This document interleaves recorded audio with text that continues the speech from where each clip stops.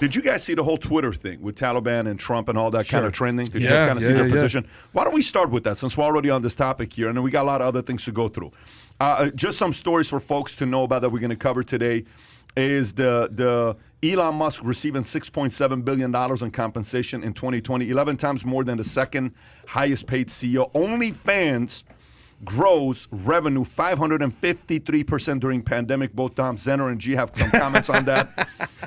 Daniel Craig reveals he will not be giving his kids an inheritance. Palantir, a controversial, interesting company, decides to buy $50 million in gold bars. What are you doing buying $50 million in gold bars? That's interesting. We will talk about that and a bunch of other stories that we have here. But let's look at Twitter. Okay, let's look at Twitter. So Twitter is apparently refusing to ban Taliban accounts, vows to remain vigilant, moderating content. This is the Wrap story. Twitter will allow Taliban-affiliated accounts to continue using its platform despite its policies against glorification of violence and threats, with the Taliban now regaining control over most of Afghanistan again after the Afghan government collapsed this week. Social media companies are now forced to revisit their policies on pro-Taliban accounts, either try to recruit new members from around the globe or spreading disinformation about the ongoing civil war. A prominent Taliban spokesperson, Zabiullah Mujahid, is still active on the site with over 300,000 followers. Mujahid was tweeting as recent as August 17, promoting a press conference. Unlike its competitors, TikTok and Facebook, Twitter doesn't have an outright ban on Taliban accounts. Facebook told CNBC it will continue to enforce a ban on Taliban accounts that's been in place for several years, and added that it is a terrorist Taliban accounts that's been in place for organization, and we have banned it from our services. Okay, so that's that part. And then Twitter slammed after Trump is banned, but Taliban spokesperson tweets freely, about the fall of this. So what do you think about this whole position Twitter's taking? Excuse me. How do you describe that? It's a lot of layers here, but okay, let's talk about the spokesperson for the Taliban. All right, so I can't really pronounce his name effectively, but it's Zabiullah Mujahid. I believe that's who it is. And he's constantly on there. And by the way, he's not verified. Hold on, wait. How many times did you rehearse that before you said that name? You nailed that on the first try, man. Like, seriously? You just got off the plane and you were like, it's Mujahid. I hope I was close enough. Interesting. Wait a minute. Yeah, that was part of my elaborate ruse to get that name right today. It's flawless. 300,000 followers, and he's not verified. If you're the person at Twitter in charge of verifying, wouldn't you want the Taliban guy not mad at you and you verify and give him that check mark right away? If you watch this, if you peel it back, this is a PR campaign by the Taliban to project themselves as the kinder, more gentler, less oppressive Taliban. And they're using it pretty effectively. TikTok has banned them. Facebook has banned them. Instagram obviously has banned them. They don't have a form, but they have one. And look at it like this. How has banning Donald Trump hurt Twitter? It has not hurt them at all. Their revenue or their stock is up 16% this year. So they haven't suffered anything really from banning Trump. They're the ones being talked about right now. People are running to Twitter to see what they're saying. And it's working, I think, for the Taliban. I don't think you want to underestimate what they're trying to accomplish here and having what appears to be a willing accomplice with Twitter to let them do it. I give you a story here that's very challenging to see what is the right move to make. So in Iran, when Khomeini was doing his thing and he was creating momentum, he did it with tapes, simply tapes, like cassette tapes, right? And through cassette tapes from France, he kept sending it in from Paris because he was in exile in Paris, and he kept sending these tapes. And everybody slowly but surely said, did you hear what Khomeini said? Did you hear what Khomeini said? Did you hear what Khomeini said? So these tapes, you burn them and you give them to other people, right? And Shah knew this was happening. And Shah's concern in Iran was more the Tudeh party, which is a communist party, than Khomeini. And his people said, listen, you got to put a stop to this. And there was a part of Shah that said, this guy's never going to have the kind of power to come and take over Iran. And Iran was becoming the top 5 empire worldwide. Everybody's looking at him. He's negotiating with all the bigger guys. 25-year contract he strikes with France, with UK, with US, with Germany, all these guys. So he's doing the right things. And then all of a sudden, one of his military guys says, look, I'm going to say this to you one last time. We got to take this guy out. We got to figure They knew where he was? They could get to him? They could do something to him to stop all of this madness. He says he's not going to create that kind of momentum. You have two different advisors. One advisor saying, don't worry about it. It's not going to create that kind of momentum. Another group is saying what? We got to take this guy out. What ends up happening? we know what ends up happening. Right. The regime comes, takes over, revolution. 9 million people revolt over a message because Khomeini kept saying, we're going to give you free food, we're going to give you free housing, we're going to give you free all this stuff. And then Iran changes, and then now you know what the 500,000 people die, war, Iran's, Iraq, all that mess. I think the hardest part, like the guy I was talking to yesterday, the communistic professor, right? You're like, do you allow a guy like that to teach? Is that the biggest threat? Do you allow somebody like this to be on Twitter? Do you allow somebody like this to recruit younger people who haven't yet shaped their level of thinking?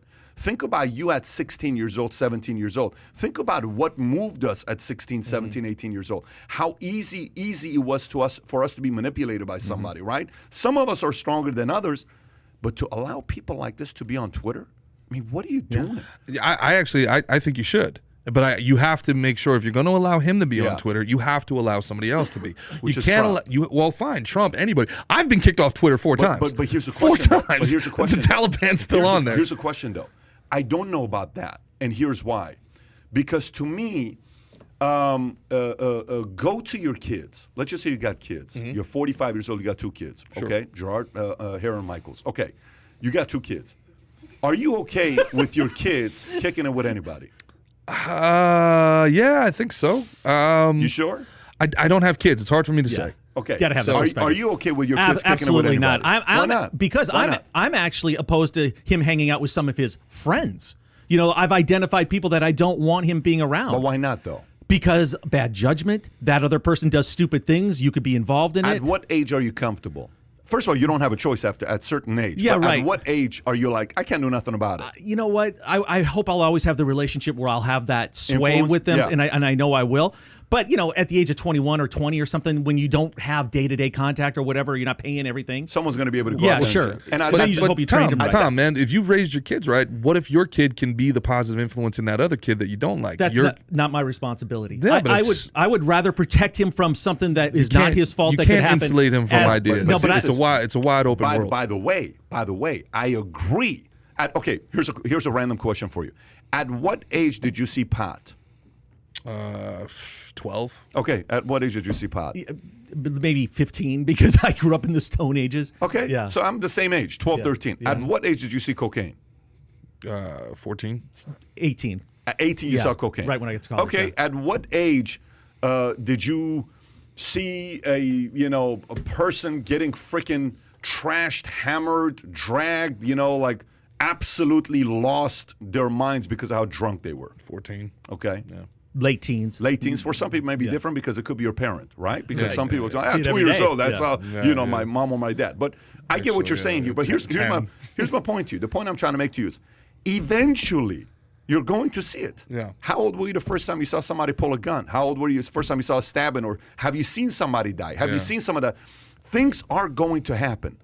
But to allow somebody that is purely about violence, Gerard, this is not like an opposing idea. Yeah. There's a big difference between ideas. So to, what do you call it, to the Shah, he was more worried about the idea of communism, and he was less worried about a guy that wanted to revolt and absolutely, he killed every one of his generals. Sure. The Khomeini killed every one of his generals. So which messaging do you have to be more worried about when you're running a nation? I need to look. I think we should be ever vigilant, and I'm no fan of the Taliban, but I also remember the IRA were a terrorist group, and now they're a legitimate political party as well. The IRA, with Sinn Féin, are a legitimate political party, and they were terrorists.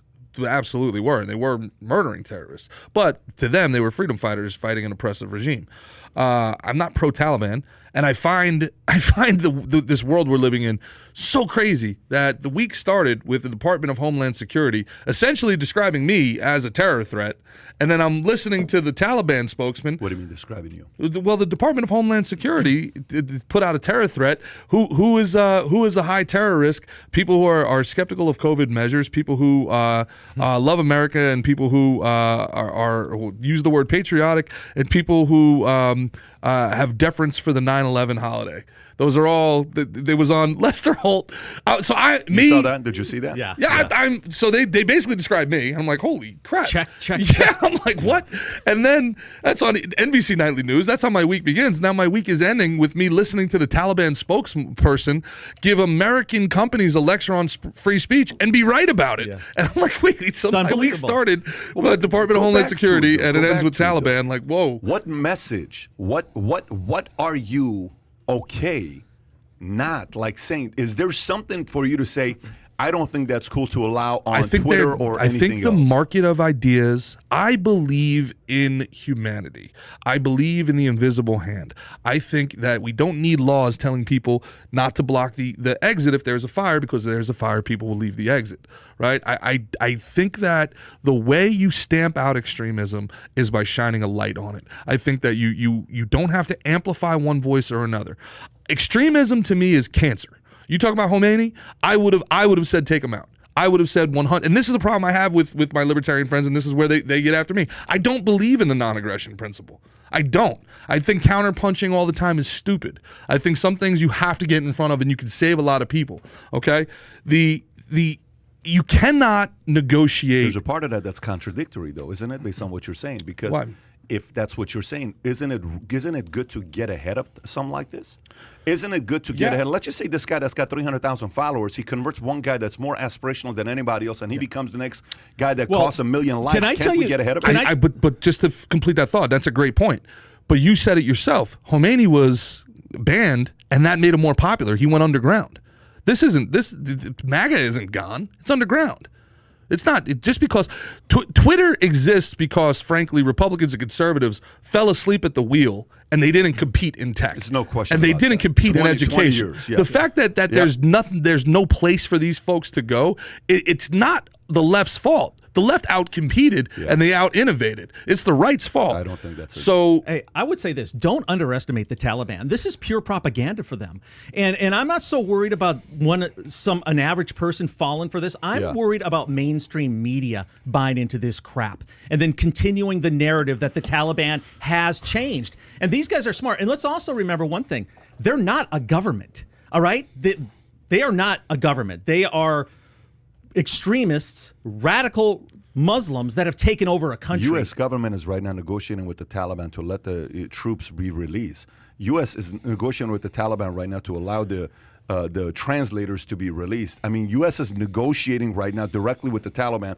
Yesterday, one of the press conferences, they asked the general, hey, it sounds like you're negotiating with the Taliban and you're waiting on Taliban to allow you to get the troops to get out. Is that true? And did you see what the guy said? What? It's like, General Milley and you guys didn't see that? Yeah. It was the most awkward moment. Yeah. Like, that's what's happening right now. So, yeah, I don't know. I think I think I'm a part of you got to get ahead of it before it becomes a bigger problem. I'm more from the mindset of only the paranoid survive. And I think America's not paranoid enough right now. I think America is being a little bit too trusting and casual and comfortable. And the last time we were like that, an event happened on 9/11. And I think people have to be a little bit more paranoid today with events that are taking place. That's my mindset. So when you hear something like this, hey, let's just let them on there on Twitter. What for? But think about it. But Twitter, everybody's talking about Twitter every single day. Yeah. I mean, they're probably going to let it ride until they pull an ISIS and start showing decapitations or something. So if you enjoyed this little short segment from the podcast that we did, here's another short segment to watch. Or if you want to see the entire podcast, click over here. Take care, everybody. Bye-bye.